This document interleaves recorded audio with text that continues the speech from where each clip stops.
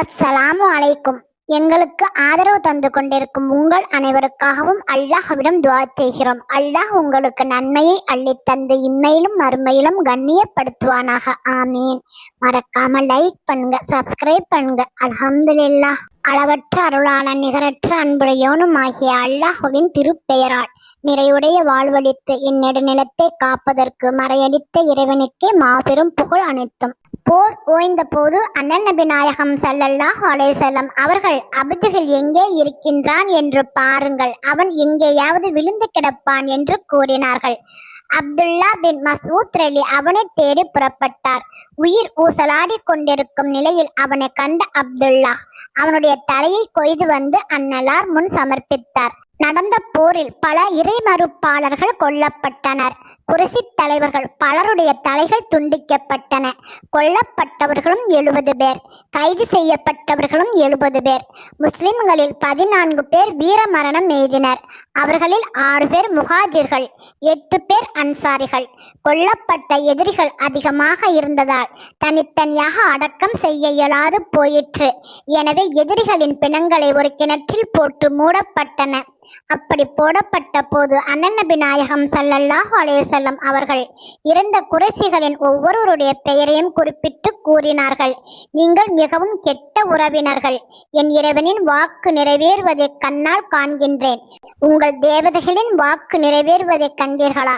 நீங்கள் என்னை பொய்யனாக கருதினீர்கள், மற்றவர்கள் என்னை உண்மையாளன் என கருதினர். நீங்கள் என்னை நாட்டை துறக்கச் செய்தீர்கள், மற்றவர்கள் எனக்கு புகலிடம் தந்தனர். நீங்கள் என்னுடன் போர் புரிந்தீர்கள், அந்நியர்கள் எனக்கு உதவி செய்தனர். இதை கேட்ட தோழர்கள், இறை தூதரே, இறந்தவர்களிடமா தாங்கள் இவ்வாறு கூறுகிறீர்கள் என கேட்டார்கள். இறைவனுடைய வாக்கு உண்மையானது என்பது இப்பொழுது அவர்களுக்கு தெரிந்துவிட்டது என்று அண்ணன் நபி நாயகம் ஸல்லல்லாஹு அலைஹி வஸல்லம் அவர்கள் கூறினார்கள். அபூஜஹலை கிணற்றில் போடும் முன் அண்ணன் நபி நாயகம் ஸல்லல்லாஹு அலைஹி வஸல்லம் அவர்கள் கூறினார்கள், இவன் பிர்அவுனை விடவும் அதிகம் இருமாப்பு உள்ளவன். பிர்அவுன் அழிய போகும்போதாவது அல்லாஹ்வை நினைத்தான். இவனுக்கு தன் அழிவு பற்றி உறுதியான போதும் லாத்தையும் உஸ்ஸாவையும் அழைத்தான். போர் முடிவடைந்ததும் நபிகள் நாயகம் ஸல்லல்லாஹு அலைஹி வஸல்லம் அவர்கள் ஸைத் இப்னு ஹாரிஸா, அப்துல்லா பின் ரவாஹா ஆகிய இருவரையும் வெற்றி செய்தியை அறிவிக்க மதீனாவுக்கு அனுப்பினார்கள். செய்தி கேட்ட முஸ்லிம்கள் மகிழ்ச்சி பெருக்கில் திளைத்தனர்.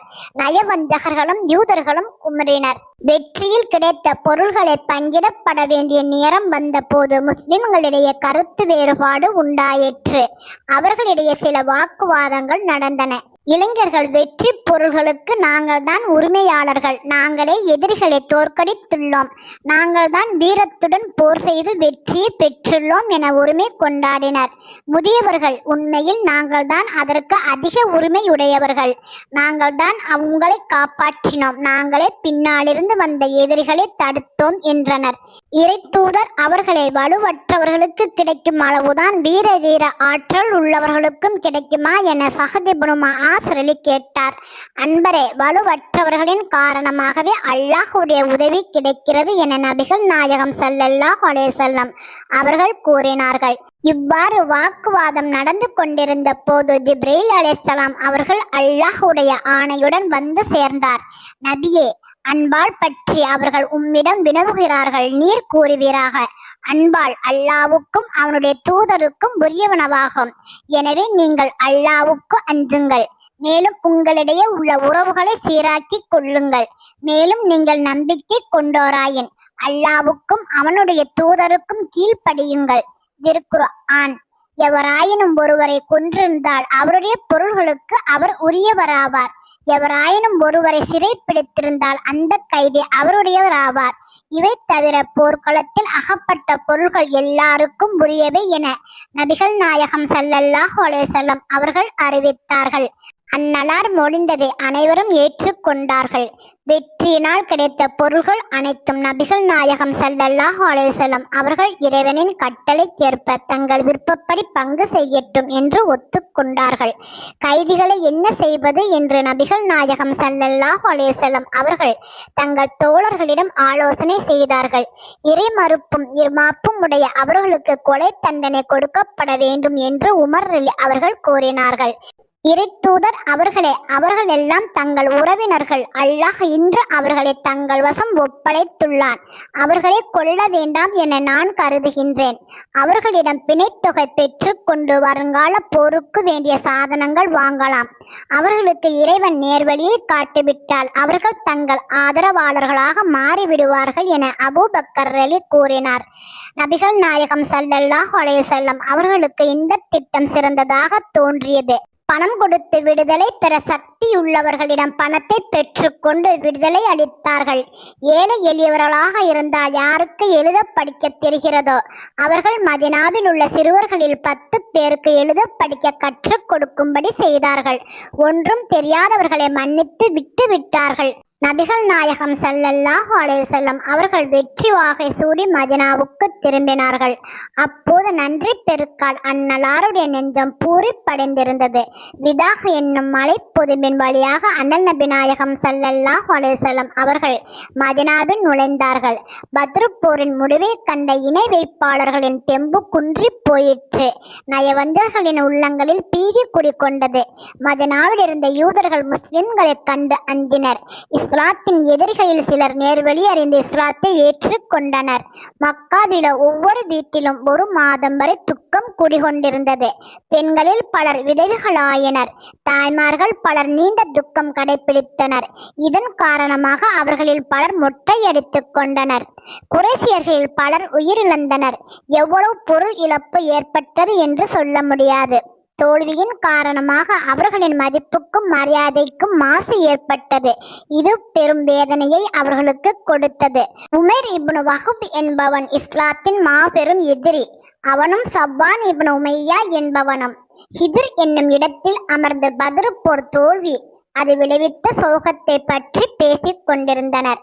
இறைவன் மீது ஆணை, இனி வாழ்வதில் எந்த இன்பமும் இருக்காது என்று சப்வான் கூறினான். நீ உண்மையைத்தான் சொல்கிறாய். எனக்கு நிறைய கடன் சுமை உள்ளது. குழந்தைகளை பற்றிய நினைவும் என்னை வருத்தி கொண்டிருக்கிறது. இன்றே நான் முகம்மதுடைய உயிரை வாங்கி விடுவேன். என் மகனும் மதினாவில் சிறையில் இருக்கின்றான் என உமைர் கூறினான். நீ கடனை பற்றி கவலைப்பட வேண்டியதில்லை. குழந்தைகளை பற்றியும் உனக்கு அச்சம் வேண்டாம். நான் அவற்றுக்கு பொறுப்பேற்றுக் கொள்கிறேன் என கூறி சப்வான் உமரை தூண்டினான். சப்வானை நம்பி உமைர் மதினாவுக்கு புறப்பட்டான். அவனது தோளில் வாள்கள் தொங்கிக் கொண்டிருந்தது. மதினா சென்ற உமைர் தன் நோக்கத்தை நிறைவேற்ற மஸ்ஜிதில் நுழைந்தான். அங்கிருந்த உமர் ரலியின் பார்வை உமைர் மேல் விழுந்தது.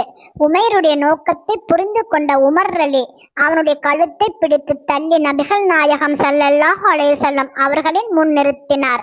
நபிகள் நாயகம் ஸல்லல்லாஹு அலைஹி வஸல்லம் அவர்கள், உமைர், எங்கே வந்தீர்? உமது நோக்கம் என்ன என கேட்டார்கள். உமைர், எனது மகனை விடுவிக்க வந்துள்ளேன். எனக்கும் என் மகனுக்கும் தாங்கள் கருணை காட்டுங்கள் என்றார். நபிகள் நாயகம் ஸல்லல்லாஹு அலைஹி வஸல்லம் அவர்கள் மகனை மீட்க வந்தவரிடம் வாளுக்கு என்ன வேலை என வினவினார்கள். உமைர், தோளில் வாள் இருந்தால் என்ன? பத்ரு போரில் கூட அது என்னுடைய தோளில் தான் இருந்தது.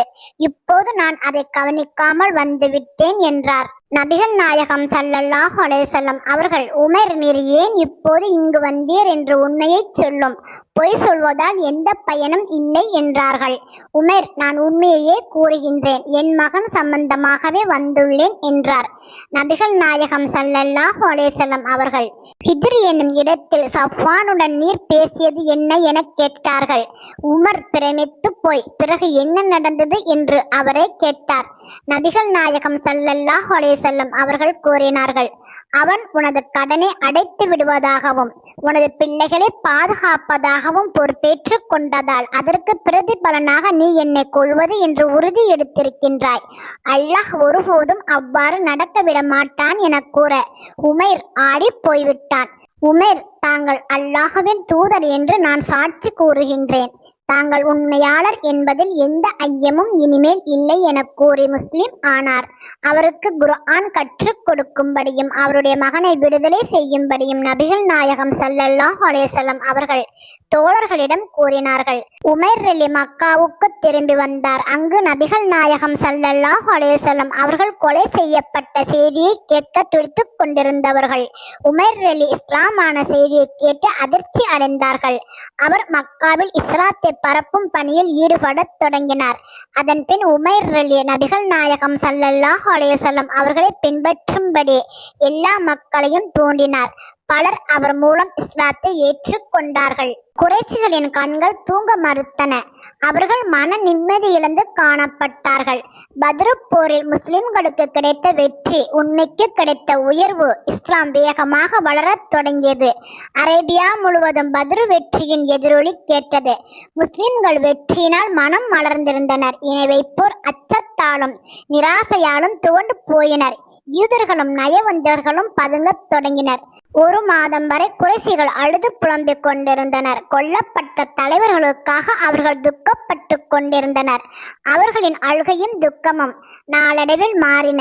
அவர்கள் தங்கள் உற்றார் உறவினர்களின் இழப்பை தங்கள் விதையென்று கருதி வேறு வேலைகளில் ஈடுபட்டார்களா? இல்லை, உண்மை வேறு.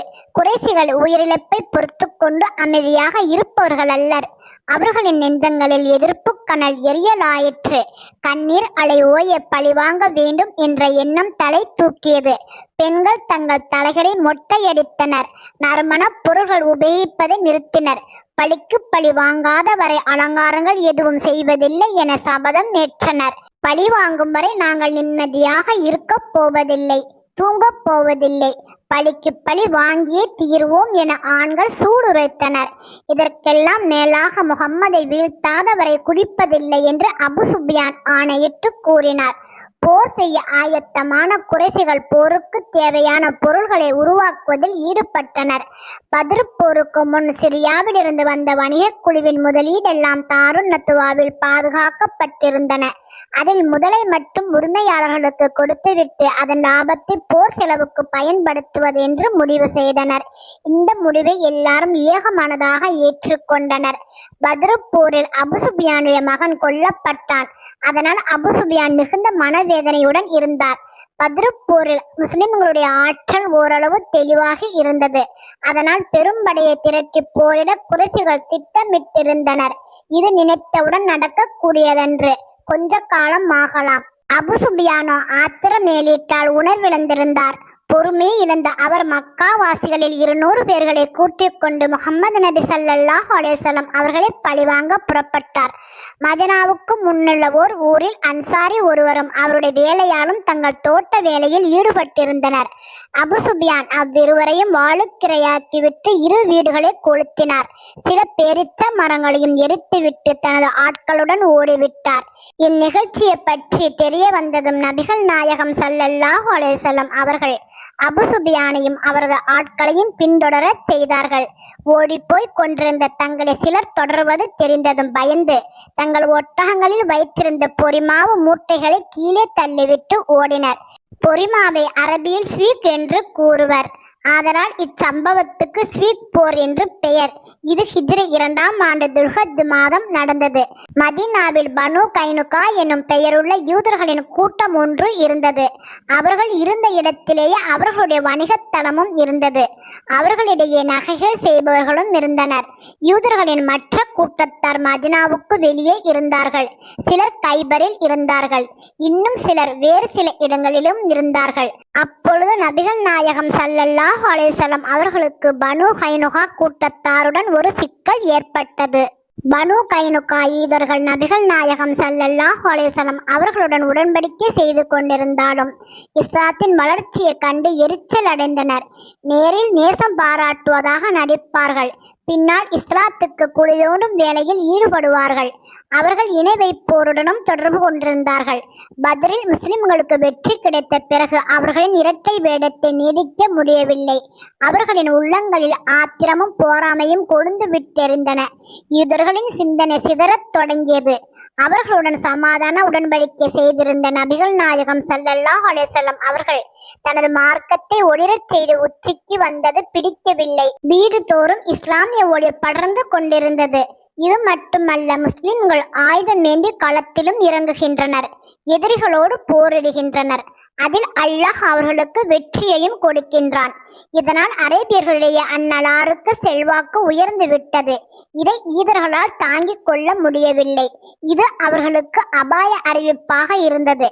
எனவே யூதர்களும் முகம்மது நபி ஸல்லல்லாஹு அலைஹி வஸல்லம் அவர்களின் நேருக்கு நேர் எதிர்க்க ஆரம்பித்தனர். தங்களது நயவஞ்சக திரையை கிழித்தெறிந்தனர். வெளிப்படையாக முஸ்லிம்களை தாக்கத் தொடங்கினர்.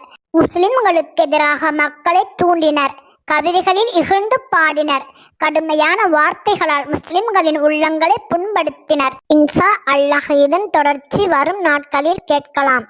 இறைவனுக்கு அஞ்சுவோம். இறைவனின் கட்டளைக்கு கீழ்ப்படிவோம். தபாரக் அல்லாஹ். அல்ஹம்துலில்லாஹ்.